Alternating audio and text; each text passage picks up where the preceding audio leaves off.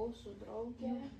Mes norėjom aplankyti daug miestų, bet sugalvom, kad kokia diena.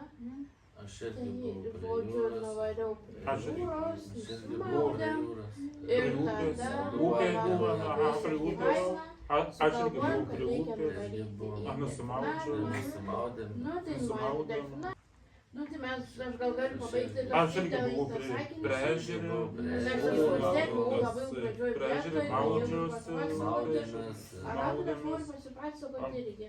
Va, tai Havalgėm, buvau žinau, žodžiu prie valgyklės. jūros, tai labai faina vieta, labai gėda vieta ir Ne, pamatėme havalgėm, labai tai karšta va, tai buvo. žodžiu, ir labai faina buvo. Per ežeras. Ir labai skanių ledų tarp kitko atradom, Atradom. gyvenime aš nevalgiau skanių ledų.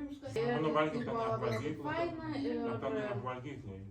jo, ir valgykloj buvau, Aš žodžiu, irgi ir buvau. Ten, labai ai, man tas bulbę košę valgėm, Vieną žinau. dieną labai Aha. lyja. Bulbę košę valgėm, žinau. Tai gal galim pabaigti sakinį?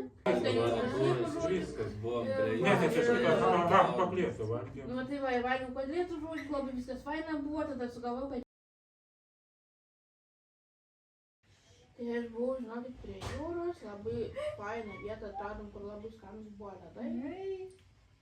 Aš irgi buvau prie jūros, valgiau skanius ledus.